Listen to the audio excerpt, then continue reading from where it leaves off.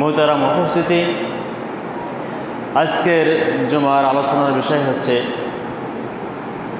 সহিহ হাদিস গ্রহণে বাধা কোথায়।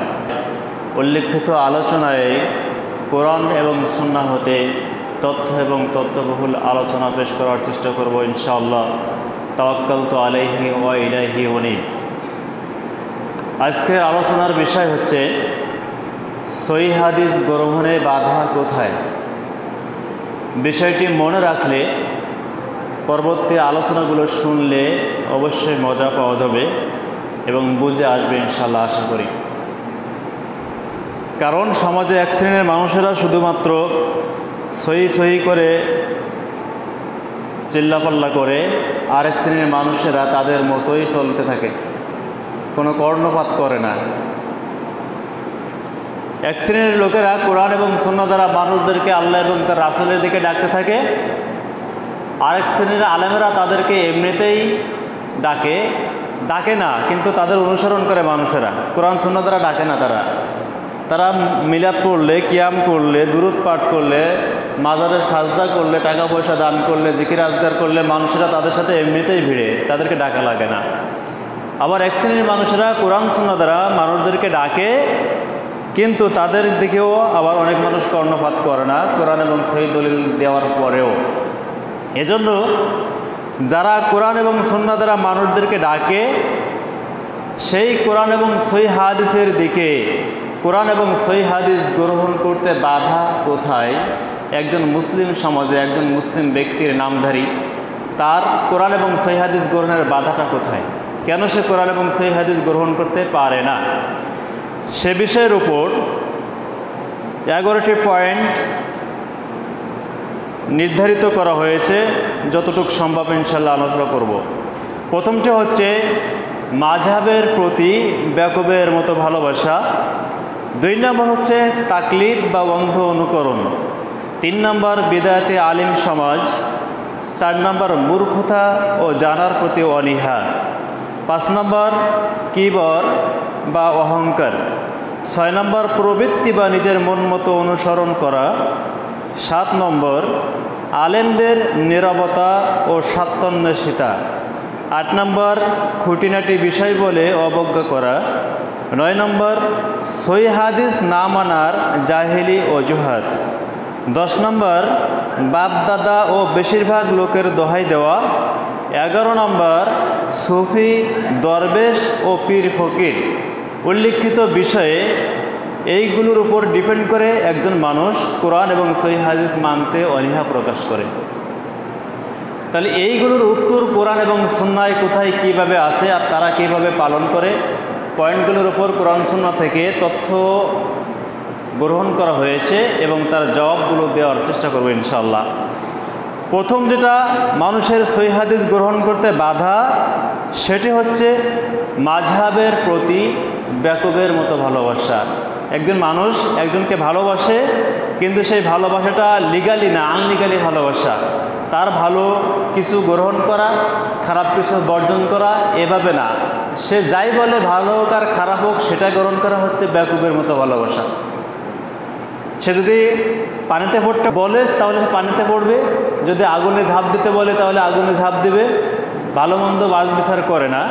যদি এইভাবে কেউ কাউকে ভালোবাসে, তাহলে বুঝতে হবে যে এই ব্যক্তিটি ওই ব্যক্তির ভালোবাসায় অন্ধ। তারপর ও যা করে, ও যা বলে, ওটাই তার কাছে গ্রহণযোগ্য। ওর বিপরীত কোনো ভালো কিছু হতে পারে না, মন্দ কিছু হতে পারে না।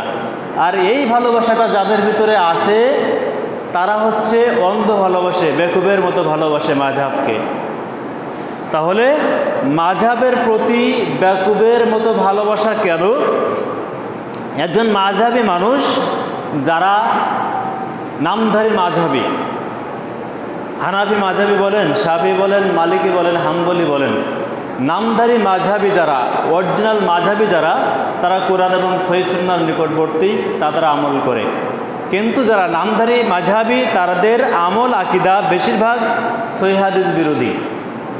যারা মাযহাবী নামধারী, তাদের বেশিরভাগ আমল আকীদা কোরআন এবং সহিহ হাদিস বিরোধী। যেমন হানাফি মাযহাবের তারা যারা নামধারী হানাফি তারা বলে থাকে আল্লাহ সুবহানাহু ওয়া তাআলা নিরাকার, আল্লাহ সুবহানাহু ওয়া তাআলার আকার নাই।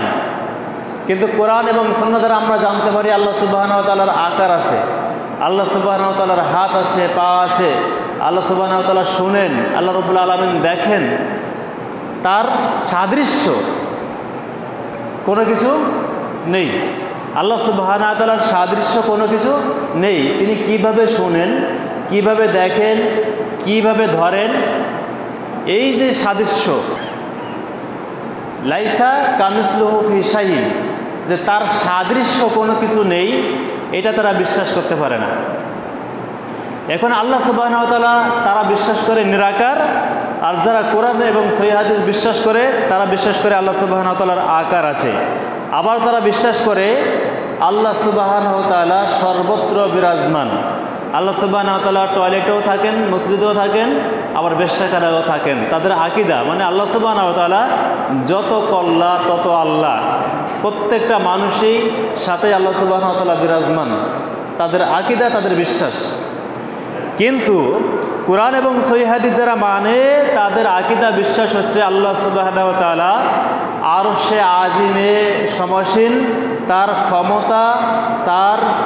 ক্ষমতা সমস্ত জায়গায় বিরাজমান। তিনি সেখান থেকেই সাত আসমান এবং জমিন দেখেন, শোনেন এবং পরিচালনা করেন, পর্যবেক্ষণ করেন। এরপরে যারা কোরআন এবং সহিহ হাদিস বিরোধী তাদের আকীদা বিশ্বাস হচ্ছে নবী সাল্লাল্লাহু আলাইহি ওয়াসাল্লাম নূরের তৈরি। নামধারী মাযহাবী যারা তাদের আকীদা বিশ্বাস হচ্ছে রাসূলুল্লাহ সাল্লাল্লাহু আলাইহি ওয়াসাল্লাম নূরের তৈরি। কিন্তু কোরআন এবং সুন্নাহ দ্বারা আমরা জানতে পারি রাসূলুল্লাহ সাল্লাল্লাহু আলাইহি ওয়াসাল্লাম কিসের তৈরি?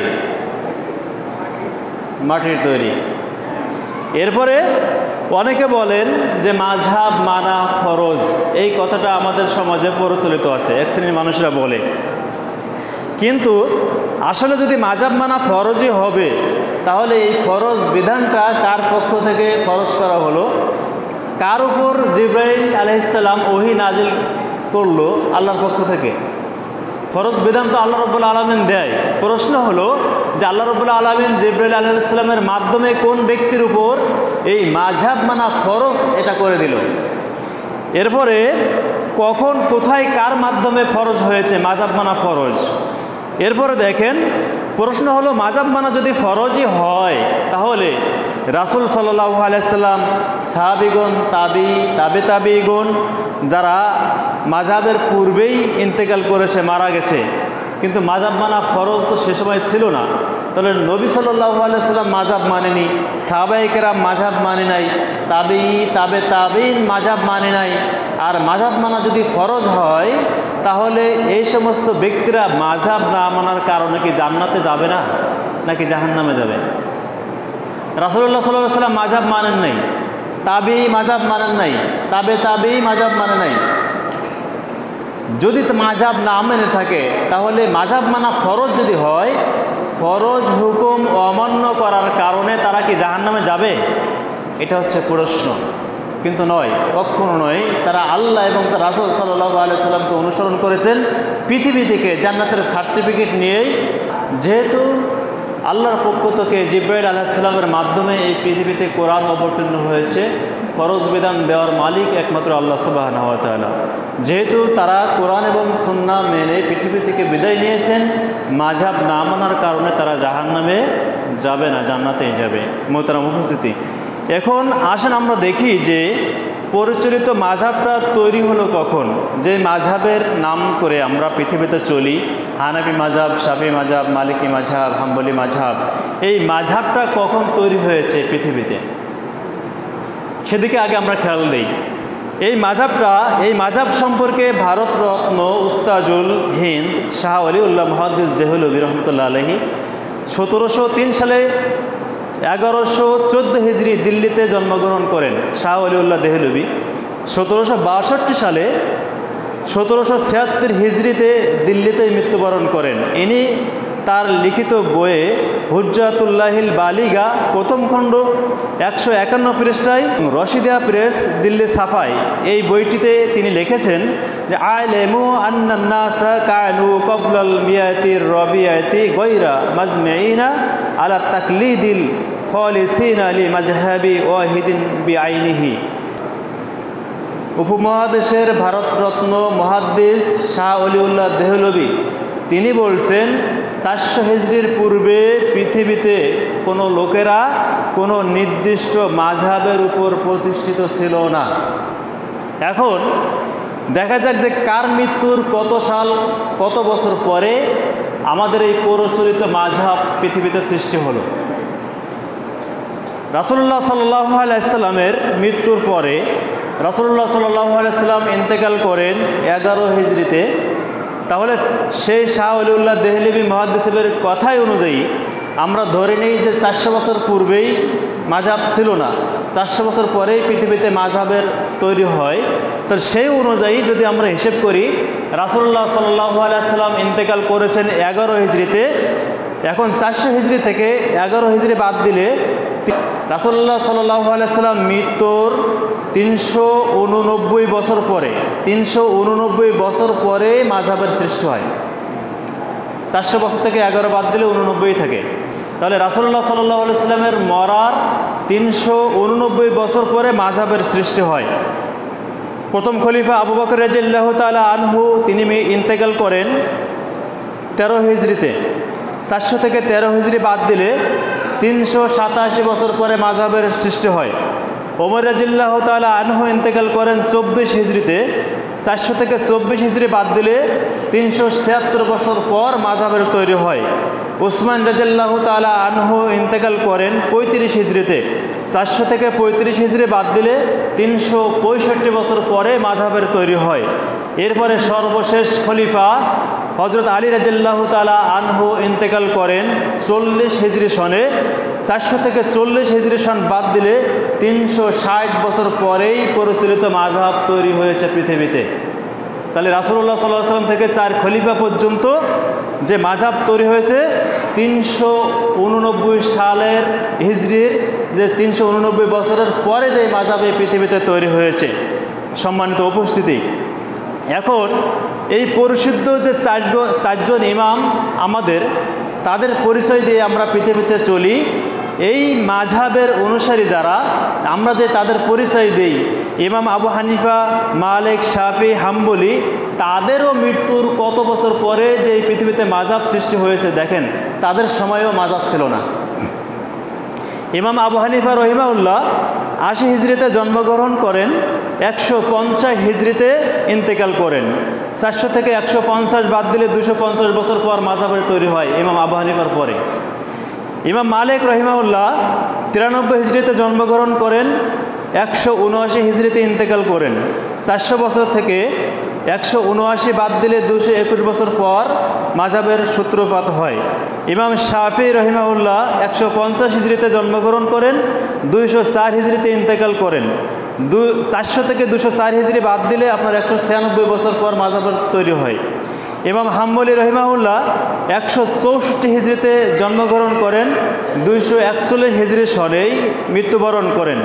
400 থেকে 241 হিজরি যদি আমরা বাদ দেই তাহলে 149 বছর পরে যেই মাযহাবের সৃষ্টি হয়।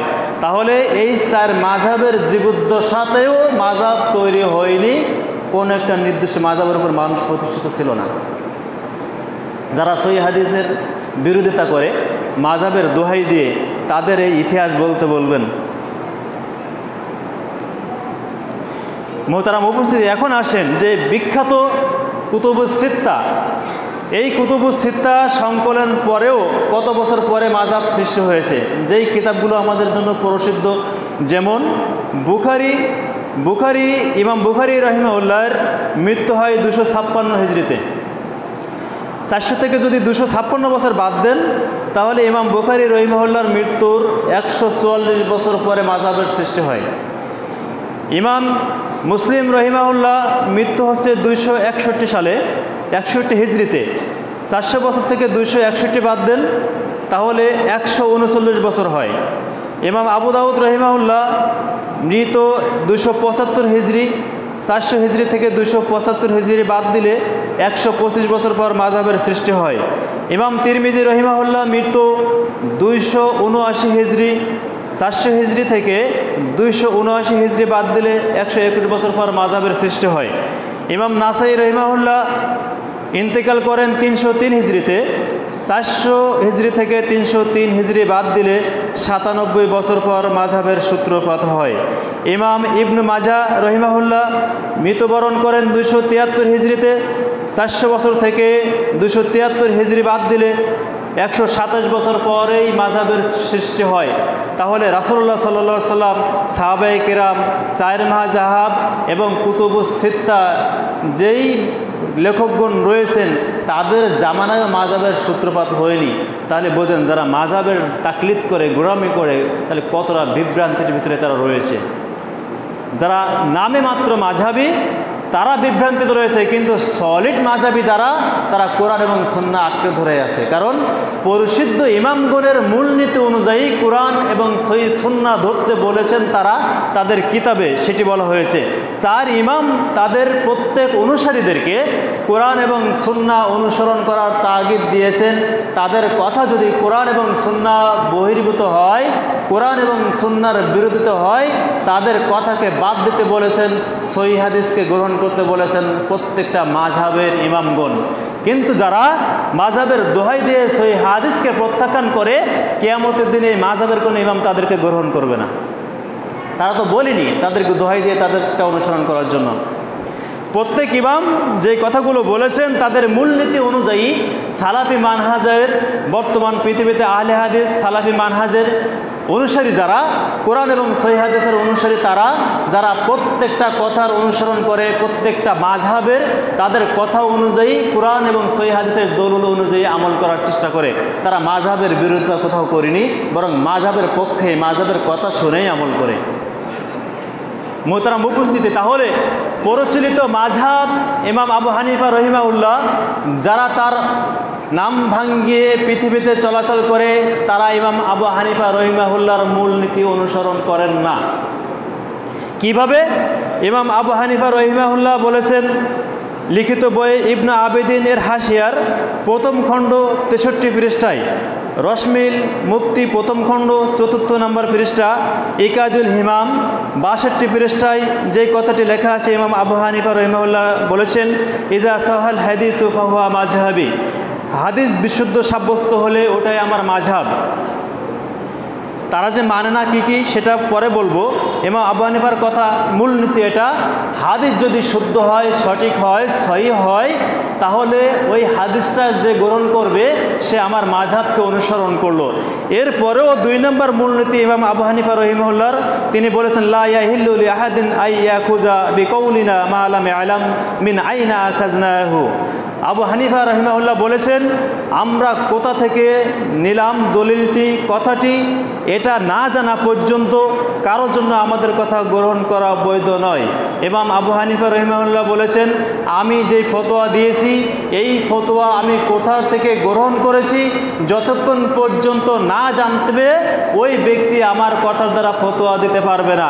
যারা বলে নামাজের পাটিতে দাঁড়িয়ে ইন্নী ওয়াজ্জাহতু পড়ার দলিল রয়েছে, হাদিস রয়েছে, কোন মাযহাবে রয়েছে একটু দেখাতে বলেন। যা নামাজের পাটিতে দাঁড়িয়ে ইন্নী ওয়াজ্জাহতু ওয়াজহিয়া লিল্লাযী ফাতারাস সামাওয়াতি ওয়াল আরদা হানিফা ওয়া মা আনা মিনাল মুশরিকিন, কোন মুহাদ্দিসের কিতাব আছে দেখাতে বলেন। চ্যালেঞ্জ করলাম। মোহতারাম উপস্থিতি, এই কথাটি লেখা আছে ইবনে আব্দুল বার আল ইন্তিকা ফি ফাযাইলুস সালাসাতিল আইম্মাতিল ফুকাহা, পৃষ্ঠা নম্বর 145, ইবনুল কাইমের ইলামুল মুওয়াক্কিন 2 নম্বর খণ্ডের 309 নম্বর পৃষ্ঠায়, ইবনুল আবিদিন আল বাহরুল ব্রাইক এর টিকায় 6 নম্বর খণ্ডের 293 পৃষ্ঠায়, রসমিল মুফতি পৃষ্ঠা নম্বর 29 এবং 32 পৃষ্ঠায়, সরানির আল মিজান এই দ্বিতীয় বর্ণনাটি রয়েছে প্রথম খণ্ড 55 নম্বর পৃষ্ঠায়, যেই বর্ণনাটি এখন বলছেন ইমাম আবু হানিফা রহমাতুল্লাহ আলাইহি, হাররামা আলা মান লাম ইয়ারিফু দালিলি আই ইফতি বি কালামি, যে আমার কথার প্রমাণ জানে না তার পক্ষে আমার কথার দ্বারা ফতোয়া দেওয়া হারাম। ইমাম আবু হানিফা রহিমাহুল্লাহ হারাম করেছেন তার কোনো কথা দ্বারা ফতোয়া দেওয়া। যে ইমাম আবু হানিফা রহিমাহুল্লাহ কোন দলিলের ভিত্তিতে ফতোয়া দিয়েছেন সেটা যতক্ষণ না জানবে কোনো মানুষ তার কথা দ্বারা তারা ফতোয়া দিতে পারবে না। যদি প্রচলিত হানাফি মাযহাবের মানুষেরা তার এই মূলনীতি মানে আর বলে যে আমাদের মাযহাবে আছে, আমাদের মাযহাবে আছে, তাহলে ইমাম আবু হানিফা যে মূলনীতি দিয়েই যে হাদিস দিয়ে দলিল দিয়েছেন তাকে সে হাদিস দেখাতে হবে, অথবা তাকে সে হাদিস জানতে হবে, না হলে বলতে পারবে না যে আমাদের মাযহাবে আছে, কারণ ইমাম আবু হানিফা রহিমাহুল্লাহ তাকে এই অনুমতি দেয়নি। মুহতারাম উপস্থিতি, এরপরে আসেন ইমাম শাফিঈ রহিমাহুল্লাহ বলেছেন কুল্লু মাসআলাতিন সাহা ফিহাল খায়রি আন রাসূলুল্লাহি সাল্লাল্লাহু আলাইহি ওয়াসাল্লাম ইনদা আহলিন নাকলি বিখিলাফি মা কুলতু ফাআনি রাজউন আনহা ফি হায়াতি ওয়া বা'দা মাউতি।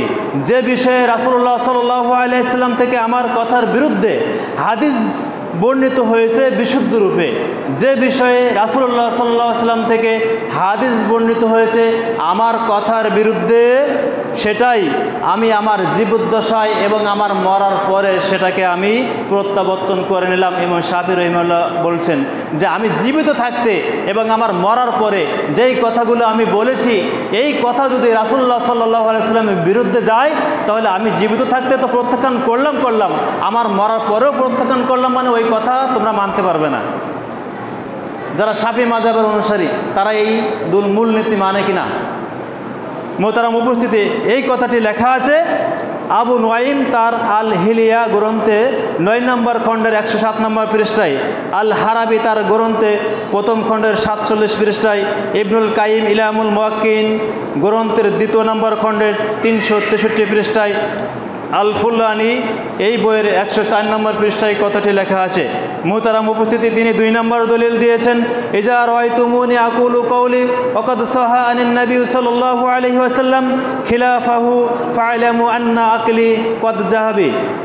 এই ইমাম শাফিঈ রাহিমাহুল্লাহ বলছেন, যখন তোমরা দেখবে আমি এমন কথা বলছি যার বিরুদ্ধে নবী সাল্লাল্লাহু আলাইহি ওয়াসাল্লাম থেকে বিশুদ্ধ হাদিস রয়েছে, তবে জেনে রাখো আমি আমার বিবেককে হারিয়ে ফেলেছি। ইমাম শাফিঈ বলছেন, যেই কথার উপরে রাসূলুল্লাহ সাল্লাল্লাহু আলাইহি ওয়াসাল্লামের সহিহ সনদে হাদিস বর্ণিত হয়েছে আর আমি তার বিরুদ্ধে কথা বলেছি, তাহলে বুঝতে হবে যে আমার বিবেককে আমি হারিয়ে ফেলেছি, আমি সঠিক ফতোয়া দিতে পারিনি। ইমাম শাফিঈ রাহিমাহুল্লাহ বলেছেন। এই কথাটি লেখা আছে ইবনে আবি হাতিম আদাবুশ শাফিঈ গ্রন্থে 93 নম্বর পৃষ্ঠায়, আবুল কাসিম আস সামারকান্দি আল আমালিতে আরও রয়েছে আবু হাফস আল মুআদ্দাদ এর আল মুনতাকি মিনহা এর প্রথম খণ্ডের 234 নম্বর পৃষ্ঠাতে রয়েছে, ইবনে আসাকির 15তম খণ্ডের 9 এবং 2 পৃষ্ঠায় বিশুদ্ধ সনদে এটি বর্ণিত হয়েছে। মুহতারাম উপস্থিতি, ইমাম শাফিঈ রাহিমাহুল্লাহ আরও বলেছেন কুল্লু মা কুলতা ফাকানা আনিন নবী সাল্লাল্লাহু আলাইহি ওয়াসাল্লাম খিলাফা কওলি মিম্মা ইয়াসিহু ফাহাদ্দিসুন নবী সাল্লাল্লাহু আলাইহি ওয়াসাল্লাম আওলা ফালা তুকাল্লিদুনি। আমি যা কিছু বলেছি তার বিরুদ্ধে রাসূলুল্লাহ সাল্লাল্লাহু আলাইহি ওয়াসাল্লাম থেকে সহিহ সূত্রে হাদিস এসে গেলে রাসূলুল্লাহ সাল্লাল্লাহু আলাইহি ওয়াসাল্লামের হাদিসই অগ্রাধিকার যোগ্য হবে, পালনযোগ্য হবে। অতএব তোমরা আমার অন্ধ অনুকরণ করো না। ইমাম শাফিঈ রাহিমাহুল্লাহ তাকে অন্ধভাবে অনুসরণ করতে নিষেধ করেছেন। ইমাম শাফিঈ অনুসারী যারা তাকে অন্ধভাবে অনুসরণ করে, কোরআন এবং সহিহ হাদিসকে উপেক্ষা করে, তারা ইমাম শাফিঈ রাহিমাহুল্লাহকে অনুসরণ করে না। ইমাম শাফিঈ রাহিমাহুল্লাহ আরও বলেছেন যে আমার বক্তব্য যদি আমার মুখ থেকে নাও শুনে থাকো যেটা রাসূলুল্লাহ সাল্লাল্লাহু আলাইহি ওয়াসাল্লামের হাদিস, তবুও সেই হাদিসই তোমরা পালন করবে। ইবনে আবি হাতিমের 93-94 নম্বর পৃষ্ঠায়। তাহলে ইমাম আবু হানিফা রহিমাহুল্লাহ, ইমাম শাফিঈ রহিমাহুল্লাহ কেউ তার অনুসারীদেরকে কোরআন এবং সহিহ হাদিসের বিরুদ্ধে আমল করার ফতোয়া দেয়নি। অথচ নামাজের কাতারে দাঁড়িয়ে পায়ের মাঝে 4 আঙ্গুল ফাঁকা করে 1 বিঘা ফাঁকা করে দাঁড়াতে হবে, সহিহ হাদিস দ্বারা প্রমাণিত। যদি কোনো ব্যক্তি কাতারের মাঝে ফাঁকা বন্ধ করে দাঁড়ায়, তাকে আল্লাহ রাব্বুল আলামিন সম্মান বাড়িয়ে দেবেন, জান্নাতে ঘর তৈরি করবেন। আপনার ফতোয়া আলমগীরি 94 পৃষ্ঠায় বলেছেন যে এক ব্যক্তি 4 আঙ্গুল অথবা 1 বিঘা পা ফাঁকা করে দাঁড়াবে, কিন্তু দলিল দিতে পারে নাই। ফতোয়া আলমগীরি 94 পৃষ্ঠায় আমার দেখা আছে, দলিল নাই, ফতোয়া। কিন্তু হাদিস প্রমাণ করে নামাজের কাতারের ফাঁকা বন্ধ করতে হবে, শয়তানের জন্য জায়গা ছেড়ে দেওয়া যাবে না, সেই হাদিস দ্বারা প্রমাণিত।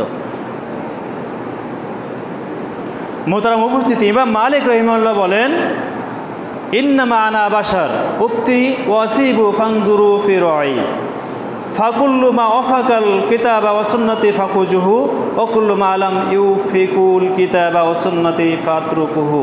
তিনি বলেছেন, আমি নিছক একজন মানুষ। ইমাম মালিক রহমতুল্লাহ আলাইহি বলছেন, আমি ভুল করি আবার ঠিকও করি, আমি ভুলও করি আবার ঠিকও করি। তাই তোমরা লক্ষ্য করো আমার অভিমতের দিকে, আমার রায়ের দিকে। এগুলো যতটুকু কোরআন এবং সহিহ সুন্নাহর সাথে মিলে যায় তা গ্রহণ করো, আর যতটুকু কোরআন এবং সহিহ হাদিসের সাথে গড়মিল হয় তা পরিত্যাগ করো। ইমাম মালিক রাহিমাহুল্লাহ এই কথা বলেছেন।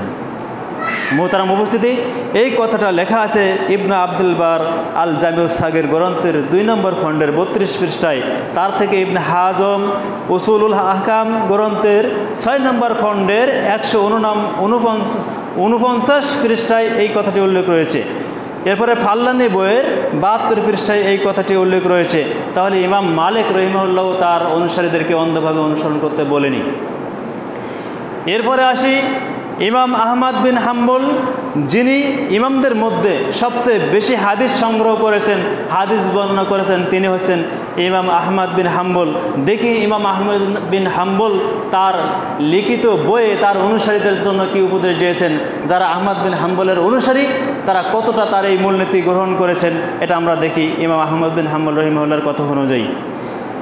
ইমাম আহমদ বিন হাম্বল তিনি বলেছেন যে লা তাকলিদুনি ওলা তাকলিদু মালিক ওলা শাফি ওলা আউজাই ওলা সাউরি।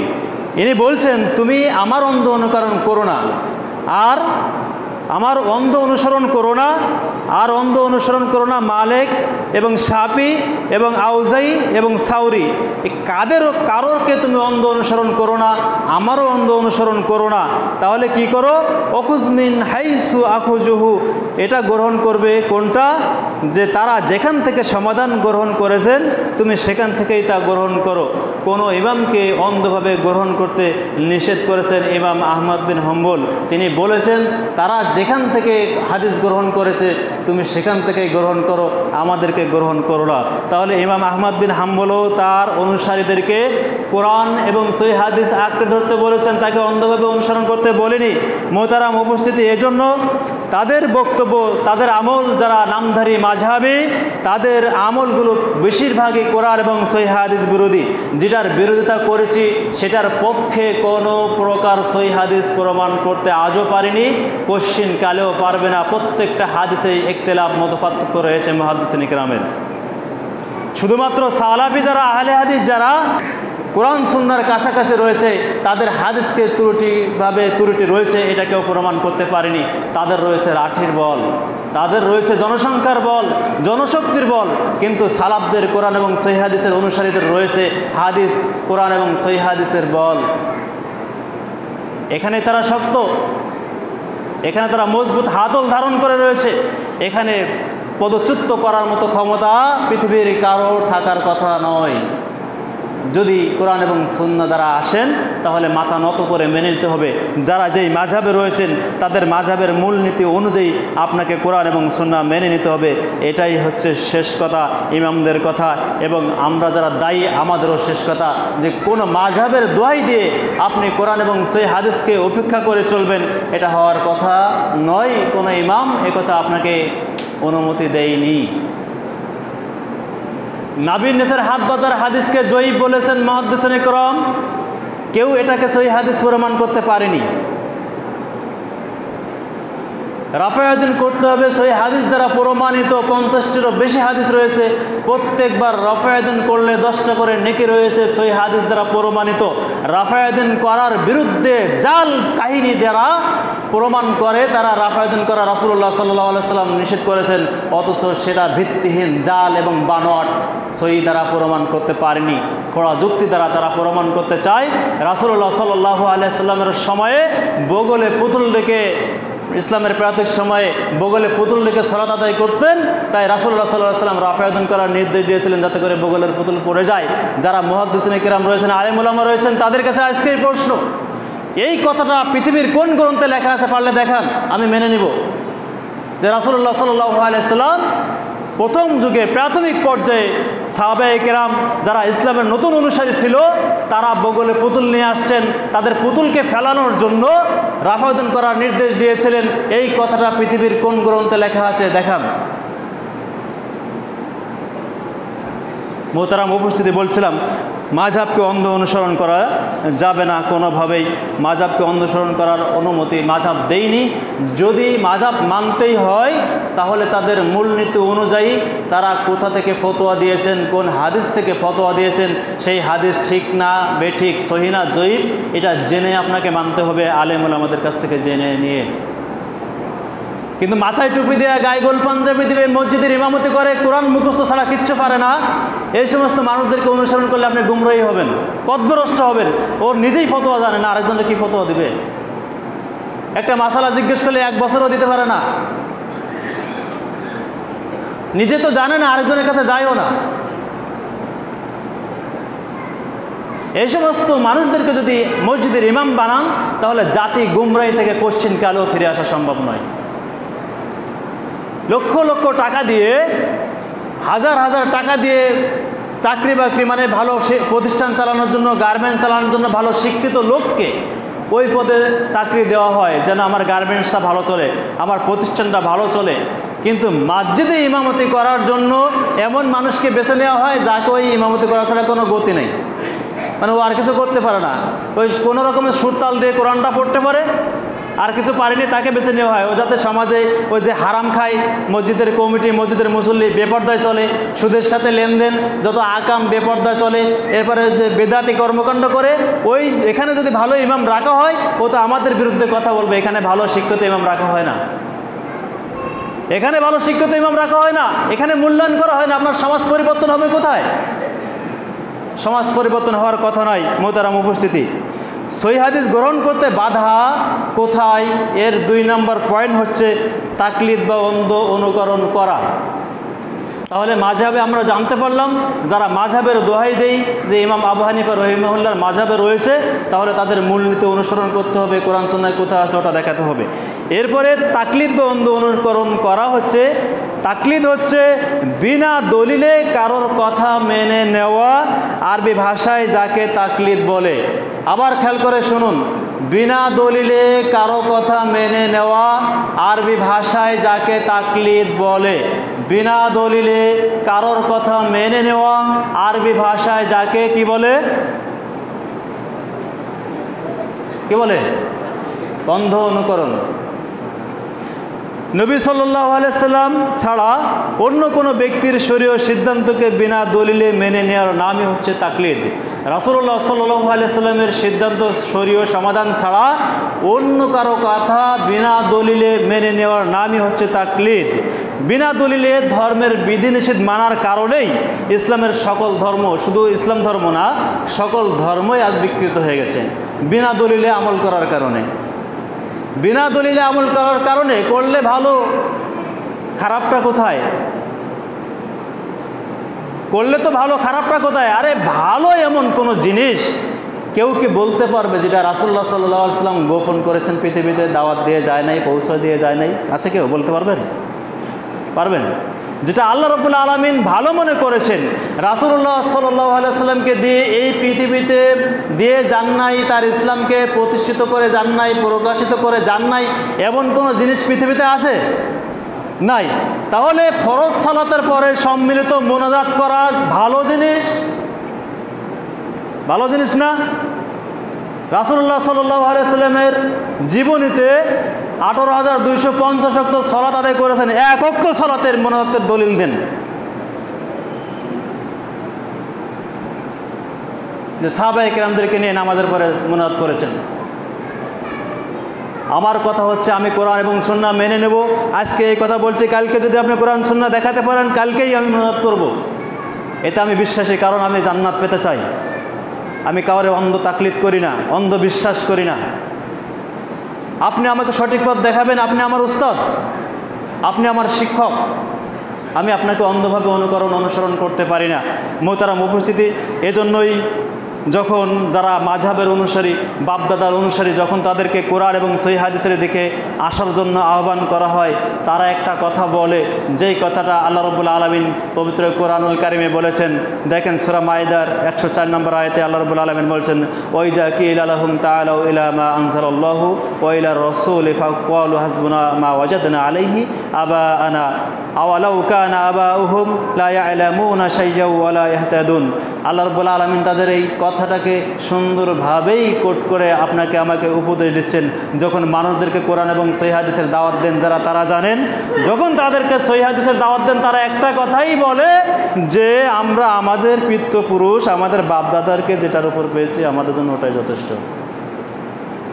যারা সহিহ হাদিসের দাওয়াত দেন তারা জানেন, কোরআন এবং সহিহ হাদিসের দাওয়াত দেন, যখন তাদের কাছে দাওয়াত দেন তখন তারা বলে আমাদের মাযহাবে যেটা আছে এটাই যথেষ্ট, আমাদের 14 পুরুষ থেকে যেটা পেয়েছি ওটাই আমাদের যথেষ্ট। এটাই বলছেন আল্লাহ রাব্বুল আলামিন এখানে।